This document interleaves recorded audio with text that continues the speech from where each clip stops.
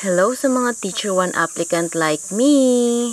Natapos na nga tayo nagpasa ng ating pertinent papers noong January. At noong March naman, 2 weeks before ng schedule ng COY at NCOY, ay pinost nila sa page ng division ang mga schedule. At ayun nga, nag-start ang schedule ng TRF at demonstration teaching noong March 19 hanggang April 10. At ang schedule namin ay March 28. Kaya naman natapos ng schedule dito sa aming division kahapon.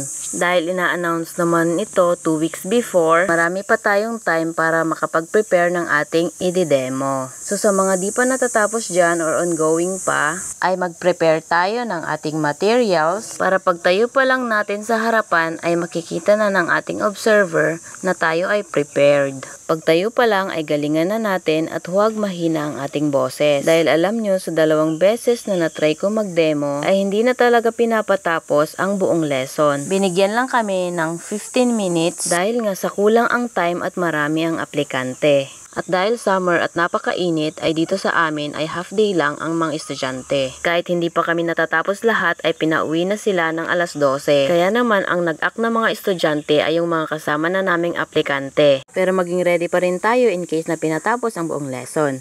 And thank God dahil nakakuha naman tayo ng score na 33. Hindi man perfect na 35, isatisfied naman ako sa binigay na yan. At sa TRF naman or tinatawag na NCOY, magbasa tayo at i-familiarize yung 4 na objectives.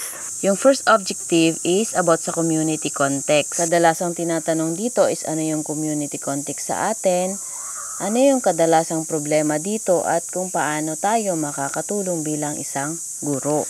I-familiarize din natin yung Republic Act No. 7836 or tinatawag na Philippine Teachers Professionalization Act of 1994. Diyan ay marami din tayo makukuhang pwedeng maisagot sa ating reflection form. Mag-research din tayo about time management, about love, respect, and integrity. Pwede din tayong manood sa YouTube ng mga possible question and answers. Sa TRF pala ay may 4 na question. At kapag na-perfect mo yon ay makakakuha ka ng 25 points. At para pala makapasa sa RQA ay dapat makakuha ka ng 50 points pataas. At dahil nakakuha tayo ng total points na 77 ay kasama tayo sa RQA. Mag-aantay na lang tayo kung tayo ay papalari na mabigyan ng item. At dito pala manggagaling yung mga points na ibibigay nila. Sa education ay makakakuha kayo ng 10 points kung kayo ay nakatapos ng 30 units sa masteral. 10 points din sa training kung kayo ay may NC2. 10 points din sa experience kung di ako nagkakamali ay 4 years or 5 years pataas. 10 points din sa let rating natin, depende kung ilan yung rating natin. At ang pinakamataas ay ang ating demo, which is 35 points. At ang ating TRF or teacher reflection ay 25 points. At total of 100 points. At eto nga yung mga sinabi nila na dapat naming dalhin sa araw ng aming schedule. Ang receive copy ng pertinent papers at ang original document. Ang semi-detailed lesson plan kasama ang mga materials. At kailangan mag-print ng IES form or individual evaluation sheet, kung saan ilalagay yung mga score na makukuha natin or mga score natin. And then itong inter-observable agreement form para sa mga mag-o-observe sa atin, sa ating demo. Kung 3 sila ay 3 form ang ating ibibigay. So dyan nila ilalagay yung score nila sa atin at dito naman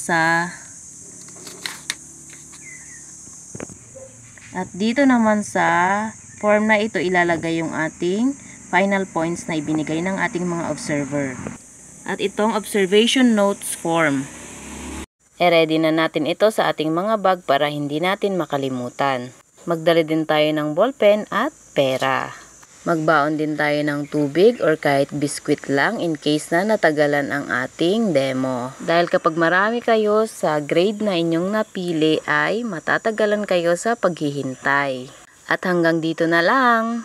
Sana makapasa tayong lahat at palaring mabigyan ng item this school year. Sana ay nakatulong ang aking munting video. Thank you for watching. God bless. Bye-bye.